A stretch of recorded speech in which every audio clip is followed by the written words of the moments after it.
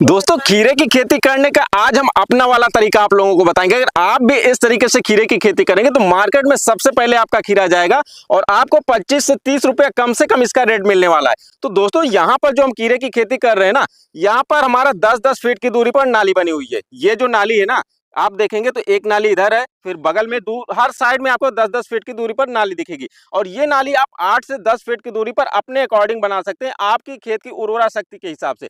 खेत ज्यादा उर्वरा शक्ति वाला है, मतलब मजबूत खेत है, तो दूरी आप थोड़ा बढ़ा के ले लेंगे क्योंकि उसमें पौधे का विकास बहुत ज्यादा होता है।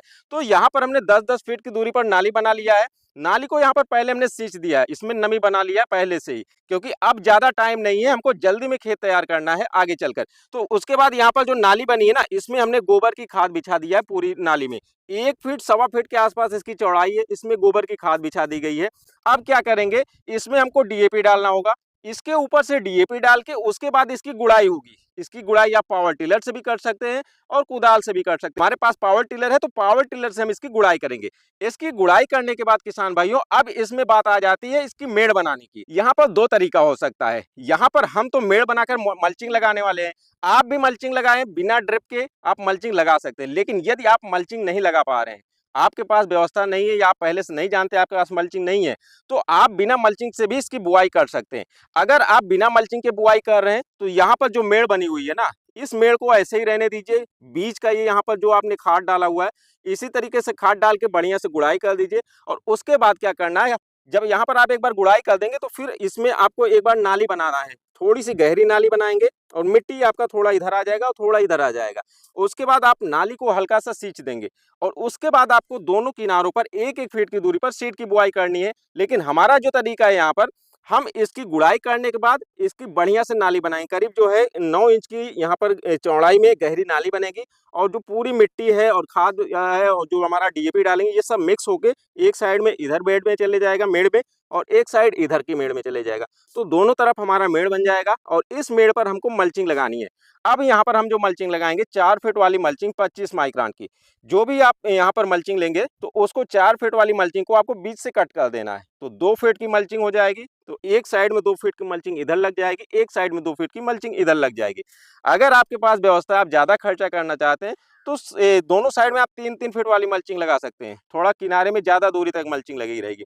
लेकिन आप कम बजट में अगर करना चाहते हैं, बचत करना चाहते हैं, तो इसका जो केवल जड़ क्षेत्र होता है जहां पर आप पूरी खाद दे रहे हैं, बस उतने दूरी को आप मल्चिंग से ढक देंगे तो भी पर्याप्त रहेगा। और इस तरीके से ढकने के बाद यहाँ पर हमको क्या करना है, 1-1 फीट की दूरी पर, क्योंकि हम यहाँ पर 10 फीट ले रहे हैं, तो 1-1 फीट या 1 फीट से आप थोड़ा सा कम भी ले सकते हैं, जैसा आपके अकॉर्डिंग है।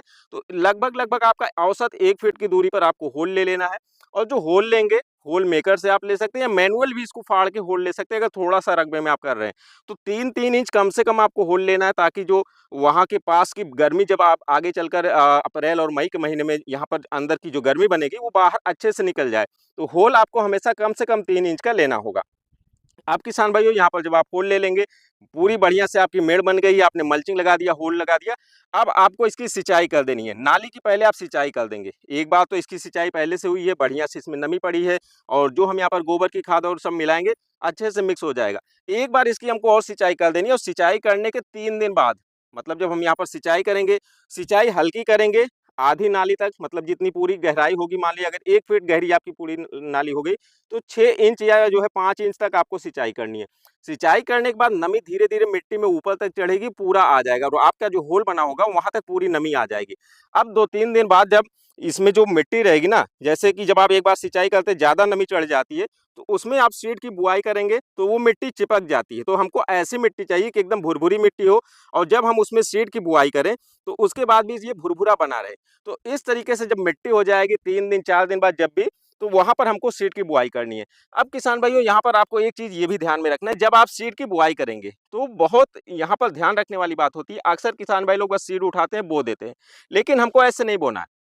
सीड का जो जमाव वाला अंकुरण वाला सिरा होता है, उसको हमको नीचे रखना है। जैसे हमने मिट्टी हटाया, सीड को जो अंकुरण वाला हिस्सा होता है उसको नीचे की तरफ रखेंगे। उसके बाद उसमें थोड़ा सा मिट्टी ऊपर से डाल देंगे, करीब अंगुल का एक भाग, मतलब कि आप आधा इंच के लगभग ऊपर से मिट्टी से ढक दीजिए। ज्यादा आपको गहराई में सीड की बुआई नहीं करनी है। ऐसा इसलिए किया जाता है कि जब सीड का जमाव होता है तो सबसे पहले उसका जो एक सिरा निकलता है वो जड़ बनता है। अगर आप उल्टा बो देंगे तो पहले वो थोड़ा सा बाहर निकलेगा, फिर घूम के अंदर की साइड में जाएगा, वो जड़ बन जाएगा और बाकी का आपका जो पूरा सीड होता है ना, उसके जो 2 पार्ट होते हैं वो आगे चलकर पहली जो 2 पत्तियाँ निकलती है वो बनती है। तो उसको मुड़ के ऊपर बाहर निकलना होता है। तो कभी-कभी क्या होता है कि जब आप बुआई किए रहते हैं, मिट्टी ज़्यादा हो जाती है, उस सीड के जमाव में थोड़ी दिक्कत आती है। तो इस वजह से जो है 100% जमाव आपका नहीं होता है, जमाव में कमी आती है। लेकिन जब आप सीड की बुआई इस तरीके से करेंगे, तो सीड जल्दी भी जमेगा और ज़्यादातर मतलब कि जो है आपका जर्मिनेशन का परसेंटेज है वो मतलब अच्छे आएगा। तो इस तरीके से आपको यहाँ पर बुआई करनी है। जब आप बुआई करेंगे तो आपका कम से कम जो है हफ्ते में 5 दिन 7 दिन के आसपास में आपकी यहाँ पर जमाव आ जाएगा। बात ये भी ध्यान रखने वाली है कि आप बुआई कब कर रहे हैं, सीधी बुआई आपको कब करनी है। अगर आप 20-22 जनवरी के बाद बुआई कर रहे हैं और उत्तर भारत में कर रहे हैं, तो खीरे की आप सीधी बुआई अपने खेतों में कर सकते हैं, जमाव आ जाएगा, इसमें कोई भी दिक्कत नहीं है। लेकिन अगर उससे पहले आप बुआई कर रहे हैं तो उसके लिए आपको जमाव के लिए कुछ एक्स्ट्रा करना होगा, जैसे एक पोटली विधि है, आप वीडियो जाकर देख सकते हैं। उसमें क्या होता है कि ये जो हमारा ये गोबर की खाद का घूरा होता है, हम जिस सीड की बुआई करने जा रहे हैं उसको पहले 10-15 घंटे तक हम पानी में भिगो कर रखेंगे। उसके बाद उस सीड की पोटली बनाकर एक सूती कपड़े में बाँधकर इसी जो घूरे की खाद होती है ना, इसमें अंदर करीब 6 से 7 इंच 8 इंच की गहराई में हमको उसको गाड़ देना है। अब यहाँ पर जो सीड नरम है, जैसे खीरे के सीड है, तो अगर आपने ज़्यादा गहराई में डाला है, बढ़िया तापमान मिल गया, तो 2 दिन में वो जमाव आ जाता है, मतलब उसका अंकुरण फूट जाता है।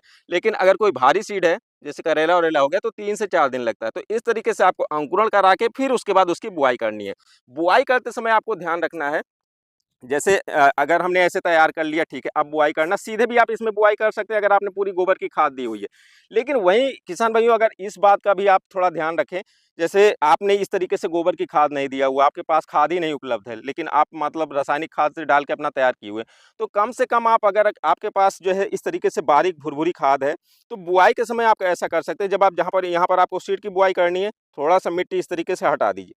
ये वाली आप गोबर की खाद ले लीजिए, ऐसे रख दीजिए 1 मुट्ठी। इसी में आप सीड की बुआई कर दीजिए, उसके बाद फिर से ऊपर से ऐसे गोबर की खाद डाल के ऐसे छोड़ दीजिए। इसके ऊपर आपको मिट्टी नहीं डालना है, खाद डाल दी फिर आपको मिट्टी ऐसे नहीं डालना है।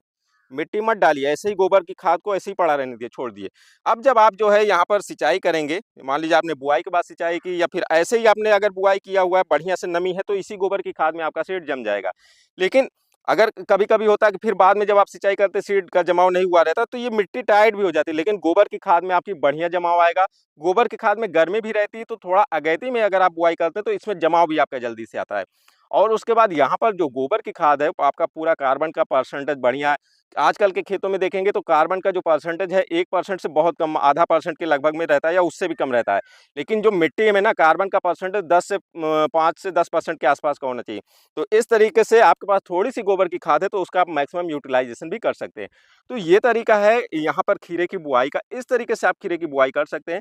और आगे आने वाले समय में खीरे में बहुत सी चीज़ों को आपको ध्यान में रखना रहता है। जैसे आपका खीरे का जमाव हो गया, जमाव होने के बाद आपके खेतों में एक रेड पम्पकिन बीटल आता है, जो सबसे पहले हमला करता है। वो क्या करता है ना, जो आपकी पत्तियाँ हैं निकली हुई हैं, उसको खाता है, ऊपर से थोड़ा-थोड़ा पत्तियों को खाना शुरू कर देता है। और जब आपका पौधा शुरुआत में ही 2 पत्ती लेकर निकला हुआ है और उसके बाद तीसरी पत्ती, चौथी पत्ती आनी है, शुरुआत में अगर उसमें कीड़ा लग गया, तो अगर 2 पत्ती के नीचे से डंठल काट देगा, तो पेड़ वहीं से खत्म हो जाएगा और पत्तियों को खा जाएगा, तो पेड़ का विकास शुरुआत में ही बाधित हो जाता है। तो इसलिए जो है जमाव के बाद आपको क्या करना है, जो चूल्हे की राख होती है, उस चूल्हे की राख में मान लीजिए आपने 1 किलो चूल्हे की राख लिया हुआ है, तो उसमें करीब 100 ग्राम आप जो नागिन नाम से या फिर ऐसे जो आती है दवा, उसमें जो है क्लोरोपाइरीफास होता है 0.05% इस तरीके से।